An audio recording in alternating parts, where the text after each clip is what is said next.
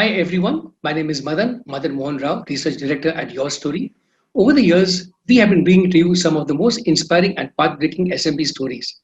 Cash Karo, one of India's largest cashback and coupon websites, is one such story. Founded by Swati and Rohan Bhargava in 2013, the company has since gone on to introduce several new products, including a price comparison service and Earn Karo, a social commerce cashback app. To tell us more about how the company cracked this cashback code, we have with us co-founder Swati Bhargava. A graduate of the London School of Economics, Swati started her career with Goldman Sachs in London before co-founding Pouring Pounds, a UK-based cashback company. In 2013, Swati, along with Rohan, launched Cash Karo in Gurgaon. Welcome aboard, Swati.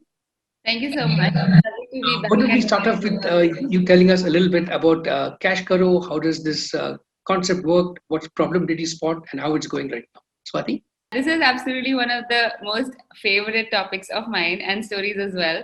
So just to give you a quick background, I grew up in Ambala. It's a small town in the north, and then I got a scholarship to study in Singapore for my 11th and 12th, and then a scholarship to study at the London School of Economics.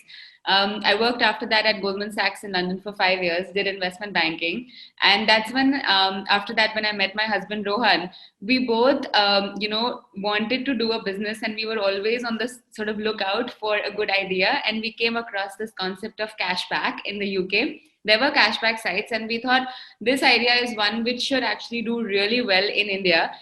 So while we started in the UK in 2013, we expanded to India, launched Cashkaro, and Cashkaro is basically a cashback app. So if you shop online on Amazon, Myntra, Ajio, any online site, and you go there from Cashkaro, you get extra cashback on your purchase. And this is given by us because we are getting commission from these retailers for sending them traffic and sales, and we're giving you cashback from that.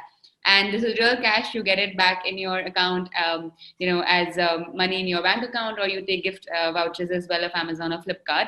So our business is entirely sort of driven by e-commerce, right? So I think when you ask me about how it's going, obviously in COVID, when COVID struck in the month of April when lockdown started, we were just like, now what, right? Because for the month of April, e-commerce also was shut in India, even though after that it took off really well. But at that time, I think everybody was caught off guard. There were so many supply challenges, deliveries were not happening, there were containment zones, right? And then suddenly just everything seemed to kind of stand still. And we were actually in the middle of our Series B fundraise. We had already it was almost done, but the money was not in the bank account yet. So it was also like a precarious situation because we were thinking, okay, now what happens? Although thankfully everything went fine and the round came through. But April required us to diversify and do different things. That's a good story there, Swati. I didn't know there was a husband-wife story at the back of this also. Oh, And that also is, and there's also a great resilience story. We all remember the painful lockdown phase one, phase two, unlock, and so on. But you've come through pretty well. You just mentioned a while ago that you've diversified quite a bit. Can you tell us a little bit more about what kinds of diversification you have? How is it impacting your revenues? What are some of your future plans with new products, Swati? Yeah, so actually, why I started saying Cashkaro kind of mirrors Indian e-commerce is because actually in 2020, we have had our biggest year yet. So what happened in April was not necessarily symbolic of the rest of the year. April was when we were caught off guard, and we thought, okay, now it's time to not only do e-commerce, but do other things as well, because e-commerce was paused for a while. So we went into education. We tied up with Coursera, Byju's, Vedantu, lots of education sites that you could go via Cashkaro, buy education courses, and get cashback on that as well. And there was a phase when everybody was sort of like at home, and the thing to do was to take up a course and do something where you could improve yourself. So in those April, May times, we saw these categories like really boom on Cashkaro. Maybe it grew like almost 1,000% or something, because they were almost non-existent before that. So it's more kind of relative in that sense. But then June onwards, we saw Indian e-commerce really open up, and the growth of Indian e-commerce even started because people were still hesitant to go out and shop, until it was really necessary. And we saw a lot more traffic coming in from tier 3, tier 4, tier 5 cities, where people were again not really going as often to the bigger store or the bigger mall, but they were all adopting to online shopping. So I think Indian e-commerce actually I mean, I don't want to use the word benefited, but at the same time, it did do well actually in this last, 1 year or so. We've had a lot of new online shoppers. The categories have diversified. So all of that had a positive impact on Cashkaro itself, and we are set to basically close this financial year almost 100% up over last year. Thanks, Swati. That's a good takeaway for our audience out there, which is take a look at the big trends and see if we can ride some of those trends. You mentioned some of the trends last year, such as education, e-commerce, and so on. We Yeah. also had a very big festive season towards the end of the year. We Yeah. had Dasara, Diwali, and of course Christmas, New Year's, and so on. How Yeah. did the festival season work out for you? What kind of new kinds of revenues did it generate for you? New ideas, new offerings, Swati? Um, when we were entering the festive season, initially there were some questions in August, September. People were wondering that this boom that came in Indian e-commerce, will it ride through the festive season? Are people going to continue coming back? But when the sales started around Big Billion Day and Amazon's Great Indian Festival, all in October, it was very clear that this is going to be a good festive sale. There was so much pent up demand, and I think the fact that people spent more time at houses and they also, I mean, in their homes, it kind of made them open to upgrading certain things in their house. So people did buy ACs and TVs, and we were all not traveling as much, not going out as much, not partying as much. Obviously, saving a little bit of money there as well. So putting it into things that mean more for longer run in some sense. So we saw a good festive season, and month on month we were up almost 250% on most categories. Mobiles, electronics, of course, these always see a lot of growth. This time we also saw loungewear as a category do really well, because a lot of people, they feel like, dude, I've been living in these track pants for like 2 months now, so I need to change. So that sort of stuff. Running shoes, of course, these kind of jackets are like not selling as much right now, because you're not going to office so much. But I think it's the casual wear, the fashion, a lot of stuff in beauty, skincare, health, supplements, immunity boosters. I mean, these kind of words, they always do well. So we saw all this in the festive season. The sales were pretty good. And it wasn't only Amazon, Flipkart, I have to say, because every year it's them who drive everything. And of course, they're the largest in India, and what do you expect?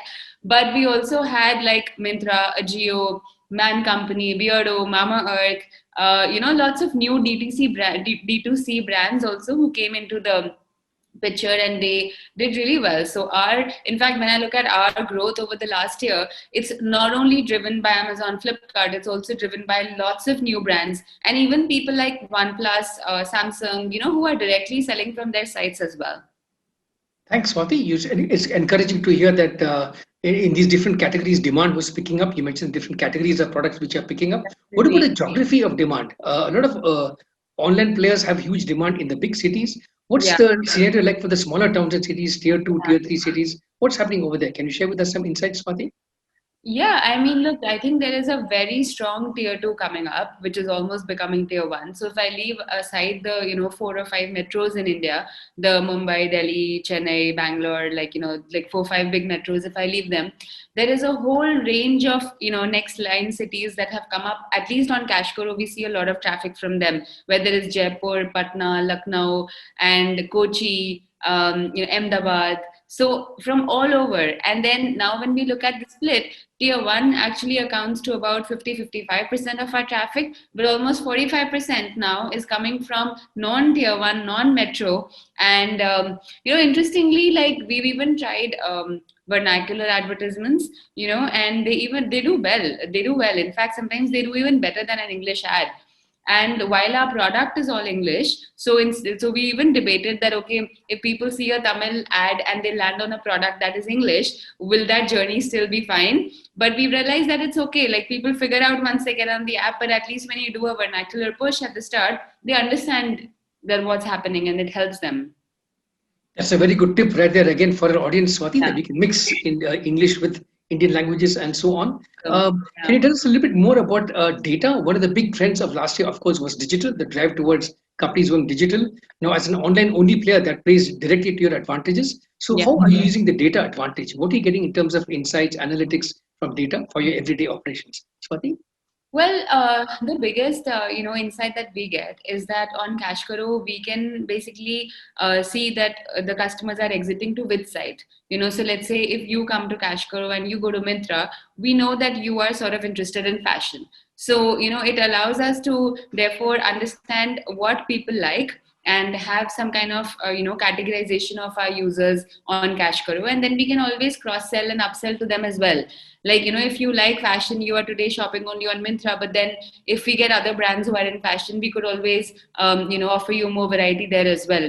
So looking at behavior, offering personalized offers or personalized deals with respect to your own interest, that is what we use data most for. And it is something that, of course, it improves conversion, right? Because then you're getting something that you care for. And the other thing is that we are actually very, very data centric at Kashkaro. So everybody is sort of trained to use Power BI, trained to use Power Query. You could be a content writer and you will still be encouraged to take training of Power Query so that you can see how are your blogs ranking on different words, and then can you optimize your blogs accordingly, can you change that. So we have we're launching basically a version of Kashkaro University where everybody goes through Excel, advanced Excel, Power Query, Power BI, lots of stuff, because we find that data is like at the heart of marketing, right? So you need to know what you're selling, how, and how is it working. So we do lots of experiments on the marketing side. And of course, we obsess a lot on our CAC as well, our cost of customer acquisition. What is that? What is it on different channels? And then do lots of A/B tests on creatives. So yeah, everything runs on data. Yeah, great. Okay, very good insights again for our audience on how to connect this data to business outcomes. Yeah. You talked a lot about the diversity in this marketplace. Can you tell us a little bit about the size of the marketplace? How big is this coupon and cashback marketplace? Who are some of the competitors in this space? How do you differentiate from them? Where are you in this space, Swati?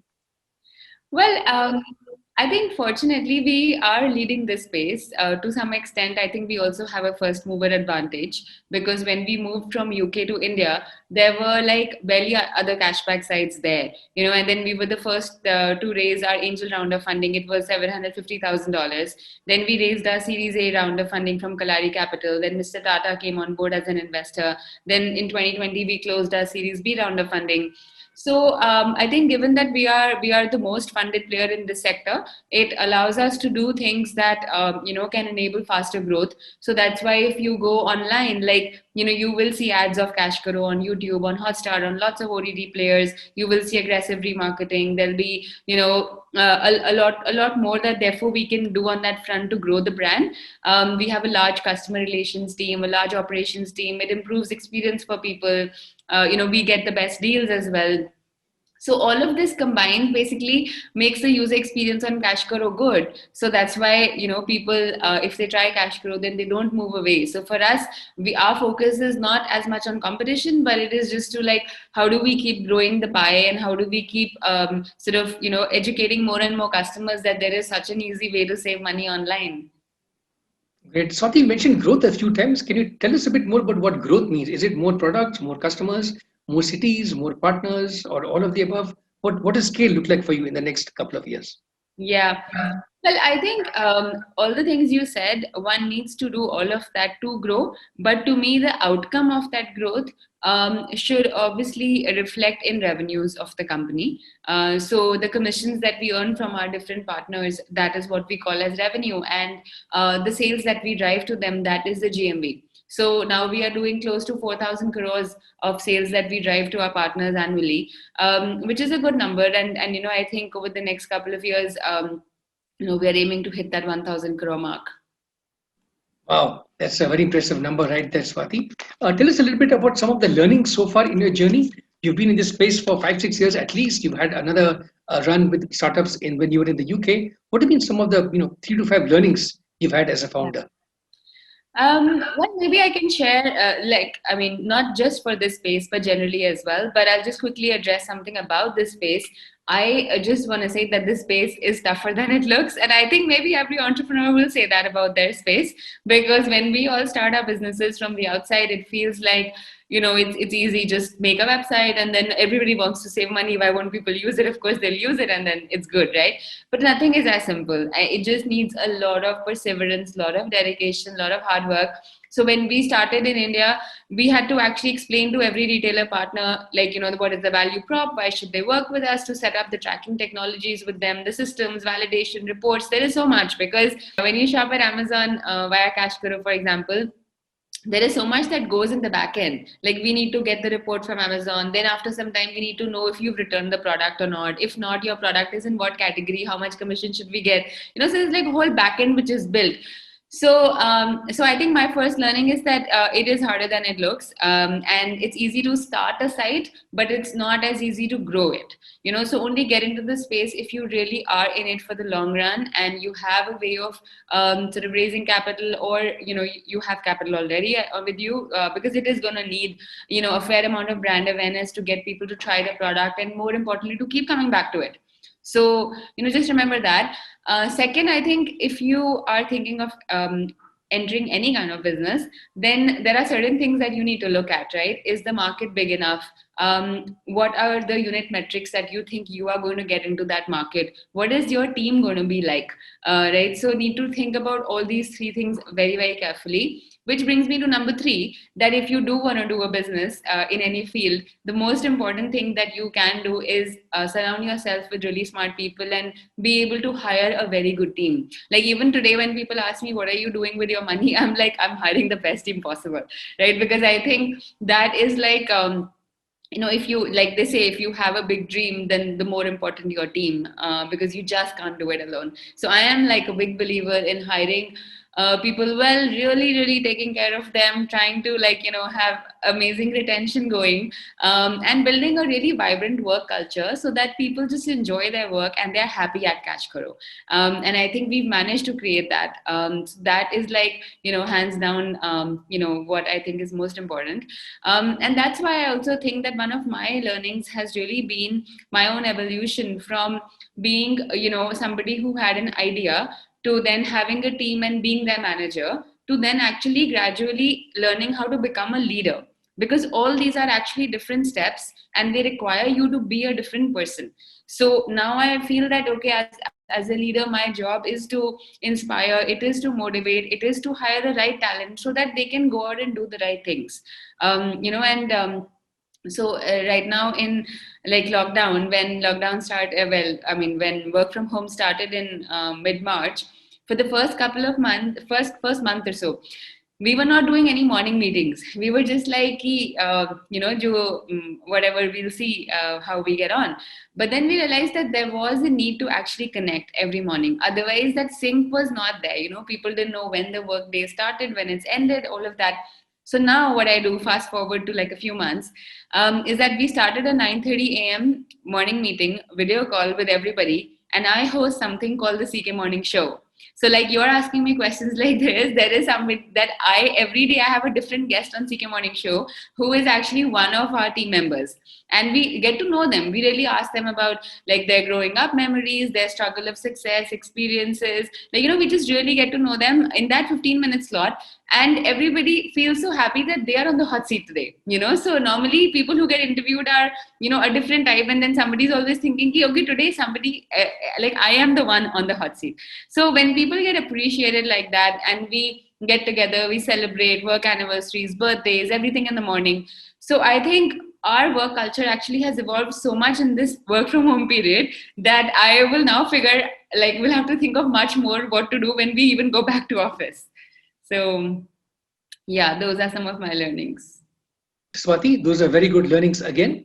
From 2016, when Ratan Tata's investment in your company made headlines, all the way till today, when you raised more than $10 million, you've come a long way. So how does Kashkaro plan to use all these proceeds and prepare for the next funding round? Isn't the market facing a bit of a cash crunch at the moment? What does it look like for you right now, Swati? Well, honestly, I don't think that there's any cash crunch in the market if the business has good fundamentals. I think that there are lots of investors, even though there might be slight, problem raising money from China, for example, but still there are lots of other, investors that have opened up from the US, from West, from Southeast Asia as well. So money is available. It just depends on, plans of usage, what are the unit metrics, do investors believe in the idea, all of that. But I think if that's there, I don't feel like it'll be a problem for us to raise the next round.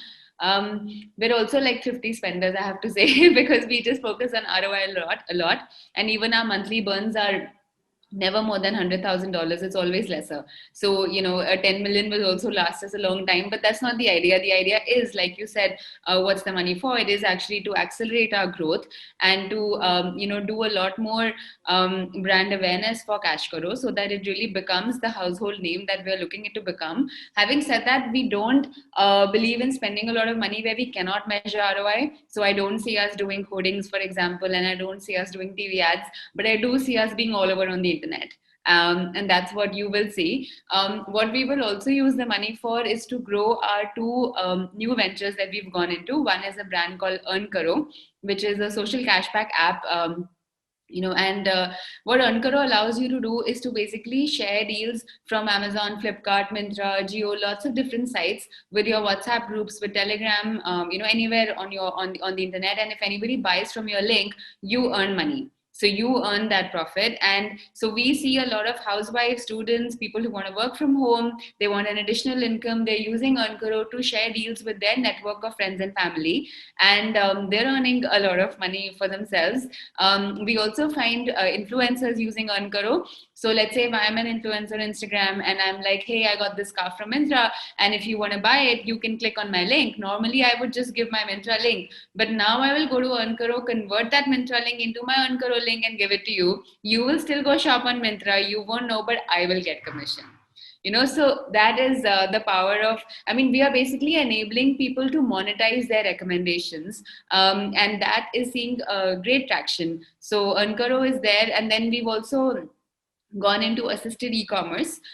So we have Cash Karo stores. We have about 1,000 Cash Karo stores already in smaller cities like in Ropar, in Jabalpur, in different parts of India, where a Kirana shop will actually place orders for walk-in customers, and they actually keep the cash back. Right, so the walk-in customer gets access to online product because they don't know how to shop online, and the Kirana store is happy to place that order because they will actually get to earn extra money because they get to keep that cash back. So Cash Karo is now going into, so when we started off, it was all about cash back. Then we added coupons and price comparison. So we started serving the customer who was discovering and figuring out what to buy, where to buy, and we would give them the deal and also the suggestion on where they could buy from.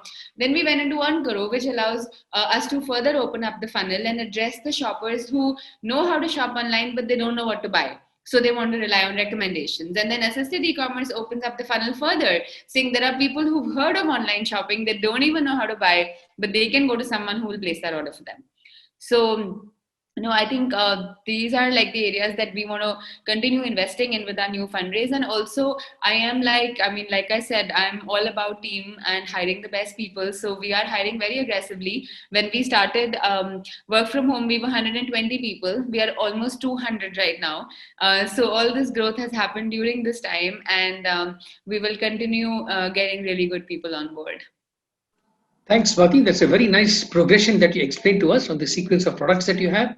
Now, obviously, all of this is coming with a certain cost. You mentioned you've got more people now, you've got to invest in data security, technology, and so on. So, as a founder, how do you balance this, find this balance between investing for growth and actually getting revenue from this growth? Where's that balance? How do you find it?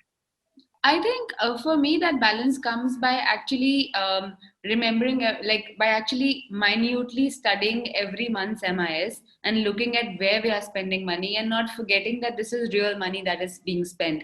It is very easy sometimes when you have, raised a big round to just say, do this also. But we don't act like that. Like we treat companies' money as our money to the extent that we would care for it and not to, of course, use it. But we would care for it as much, right? So therefore, but there are certain areas where I don't think one should compromise and one should invest. Technology is one of them, security is one of them, data security is, and hiring is also. So for these, I feel like these are the things that if you don't have them right, they will make your foundation not stable, and then it's not worth it. You need your foundation to be very, very stable, and these things allow you to do that.